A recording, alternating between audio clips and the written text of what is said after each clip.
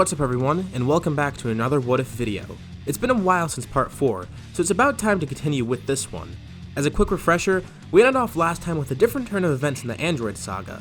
This time around, Jiro never got to activate the androids, thanks to Turles helping Vegeta out and preventing the escape of Jiro. However, this is a double-edged sword, because it meant that the androids just sat there in the lab as easy pickings for Cell. Cell was able to find the lab and achieve perfection much easier, and much earlier. And now the Z-Fighters must prepare to face him in the Cell games. We left off with the group on the lookout, where Vegeta and Trunks just entered the Room of Spirit in time for their training. There's not really much for everyone to do at the moment, besides just waiting. Vegeta is in the Room of Spirit in time with Trunks right now, and they're working to surpass Super Saiyan. This is really their only chance at beating Cell, so hopefully it'll work. A day passes, and the two exit the room.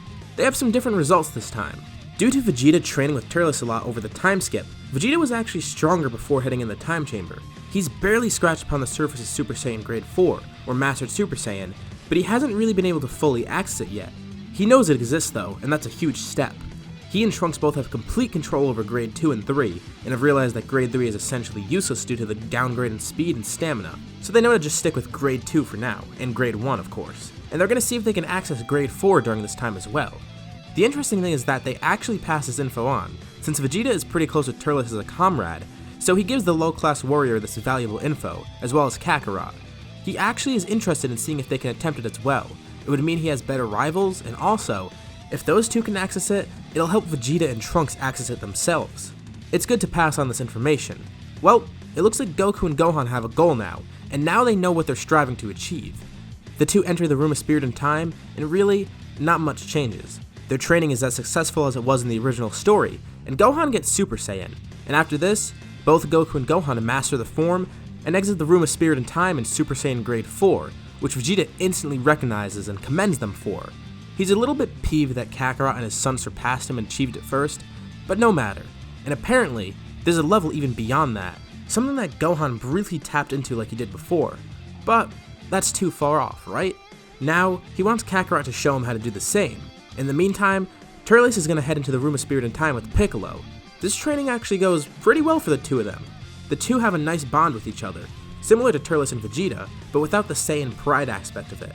The two of them are actually kind of similar in terms of personality here, and their natures align pretty well, so they become bros. Piccolo, after fusing with Kami, has actually become a really strong training partner for Turles. But the thing is, Piccolo never fused with Nail here. But on the flip side, fusing with Kami gave Piccolo that massive boost in power still, and he had better training over the 3-year time skip, so it's not really too much of a big deal here. He wasn't that strong before because he never fused with Nail, but after he fused with Kami, he was actually on par with Turles. And if you remember from the last episode, I alluded another Super Saiyan is actually present. Of course, I was referring to Turles himself. He hasn't been able to show it off yet, but he's able to actually utilize it in training, now that he's found a worthy opponent to use it against. This new merged Namekian actually kind of surpasses the Super Saiyan, which is interesting for him to see. This means that their training will actually be very effective, because they're on par with each other. From what he learned about Grade 4 briefly from Goku and Vegeta, Turles takes that knowledge and tries to use it in the Room of Spirit in time to access it himself. And with Piccolo there, being the good teacher that he is and being knowledgeable, he's a big help. Not only do Piccolo and Turles get immensely stronger, but Turles is able to unlock Grade 4 as Super Saiyan. Piccolo knows all about control and tranquility, especially now that Kami's with him, and alongside some training and increase in power, some meditation actually does help achieve this. Piccolo loves meditating too, so it's a nice excuse for him to do that. It's a good thing that he was the last person to enter the Room of Spirit in time, since he could use what he learned from the other 4 Saiyans and apply it to his own training without having to go through endless trial and error. They exit the room after a year of training inside, and everyone's pretty impressed with them.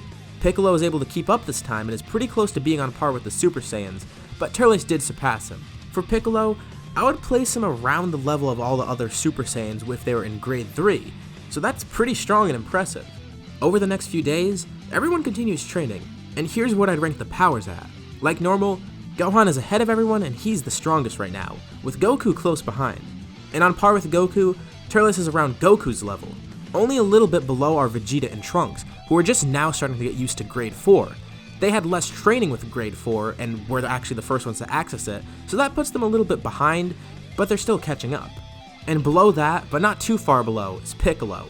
And as for everyone else, they're pretty much stronger than normal due to the training over the 3 years, but in terms of the tiering, nothing drastic changes for them, like no one is too much stronger than originally. The Saiyans and Piccolo are all around the same level, except Gohan is clearly above everyone else like he was originally in the Cell Saga. They're all stronger than their canon counterparts too, due to having a more intense experience on Namek and their better training over the time skip giving them a head start. It's actually pretty surprising. If I were to compare them to Cell, well, I'm actually going to say that they're all pretty much just below Cell in terms of power, if not even, with Gohan being even or a little bit above. Think of it how Goku and Cell were fighting in the original story. They're pretty much around that level. This gives them all huge confidence, and now the Cell games can begin. Oh yeah, I should mention, Dende still gets recruited as Earth's new guardian beforehand, pretty much like normal. The group arrives and Cell is pretty cocky here. He feels like he has the win secured, but then his outlook changes once the Saiyans show up. He begins by facing Goku, and Goku's power is a little too close for comfort. Cell is actually nervous, but at least he can regenerate and is a bit ahead. He might have a chance, right? Well, not necessarily. Goku gives Cell the Senzu Bean, with everyone protesting this, but Goku feels it's fine.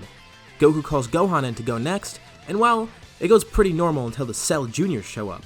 The Cell Juniors bring in the new problem, because these guys are really strong against the Z Fighters. So they're basically all fighting their own version of Cell. Cell spawning them progressively gets Gohan angrier, and while facing the Cell Juniors and realizing they can't draw things out for much longer, everyone begins encouraging Gohan and tries to get him to go for the kill.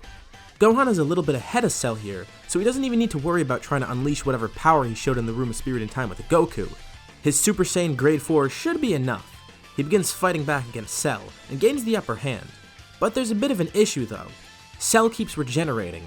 Gohan gets some good blasts in, which completely disintegrates Cell a couple times, but Cell keeps coming back.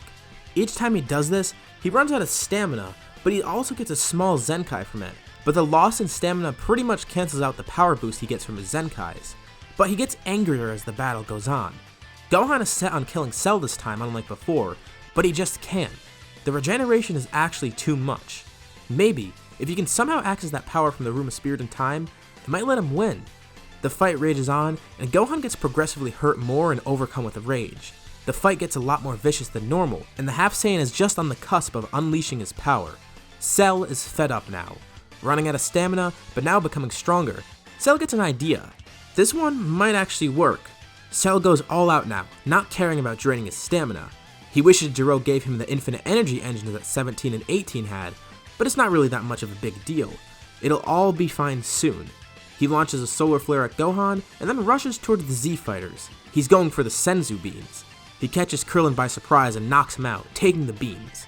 He eats one quick, and before the Saiyans can even attack him, he regains his stamina. Gohan's vision clears, and he turns to see the other 4 Saiyans fighting Cell, who has now had a large boost in power and is fully healed.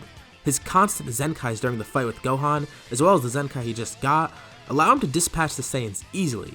Vegeta, Trunks, and Turles all get knocked away by Cell individually, with the Cell Juniors also keeping them away and the other Z Fighters. And then, Cell sets his sights on Goku.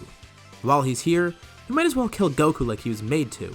He fights Goku, who obviously can't keep up, with Gohan attempting to get closer, but he can't because Cell keeps holding him back. Every time Gohan gets close, Cell launches another attack and solar flare to prevent Gohan from fighting. Even when Gohan expects the solar flares and is able to work around them, Cell is too strong for him to even fight back now. Now, Cell is above Goku and has beaten him down. Gohan is getting angrier. With a finger pointed out at Goku, Cell charges a beam. This is the end. Nearly ready to fire his blast, Cell's face twists into an evil grin. But then, the grin disappears as he gets kicked in the face, and then kicked from above and then driven into the ground.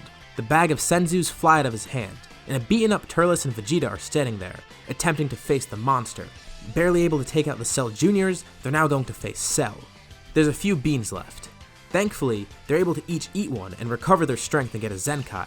Cell lunges towards them, and Turles throws the bag at Goku. There's only 2 beans left. Vegeta and Turles fend off Cell, and now Goku has to decide who to give the beans to. Krillin is in pretty bad shape now that he got attacked by Cell, so he decides to give one to him. Goku and Trunks could also use one, but they'll manage. They feel like Gohan needs it more, since he took a lot more damage, and also, the potential Zenkai he can get could really help in this battle. Krillin gets healed, while Goku throws the other bean to Gohan. Turles and Vegeta are losing ground against Cell, but then are joined by Piccolo. Cell may be stronger now, but he's in a 3v1. The Cell Juniors try to attack Turles, Vegeta, and Piccolo, but then, Gohan comes in and takes out all the Cell Juniors and kills them.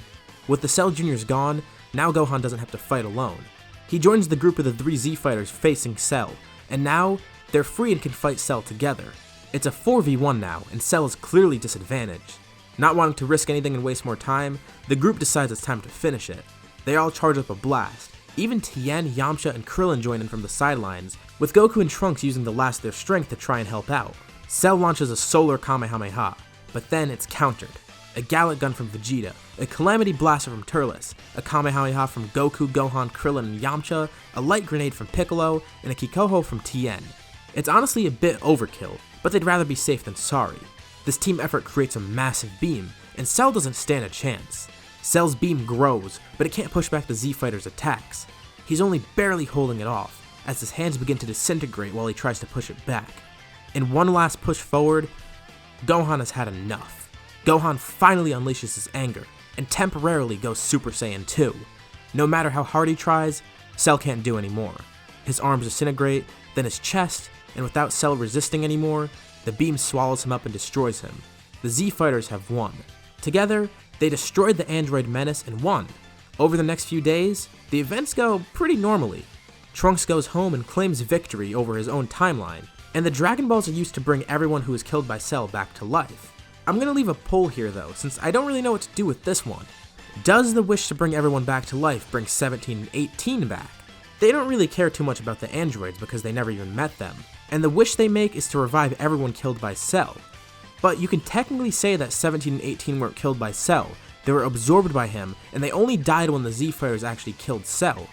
But it could also be interpreted as them being killed by Cell, if you want to look at it like them having no other choice because of Cell basically keeping them hostage. So, I'll let you guys decide. Be sure to vote and see who the wish brings back, because if they are brought back, that means the Z Fighters will have to encounter them later on and deal with that. Now with everything solved, there's another period of peace, and now everyone celebrates the defeat of Cell. And at this celebration, Bulma ends up inviting her sister Tights to join along, not having seen her in a while. Interestingly though, at this celebration, this is when she meets someone that she hasn't really seen yet, including her new brother-in-law Vegeta.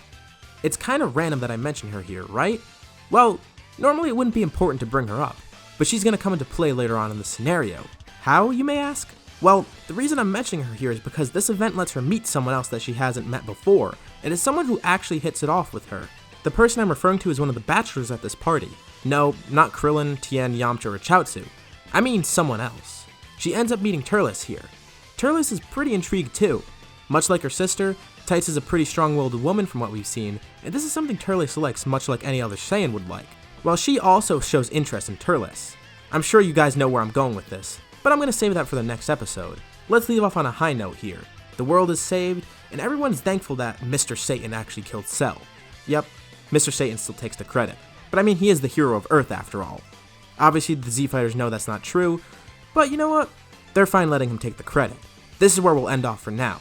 Which option did you vote for on the poll and why? What do you think will happen in the next part, especially with Turles and Tights now?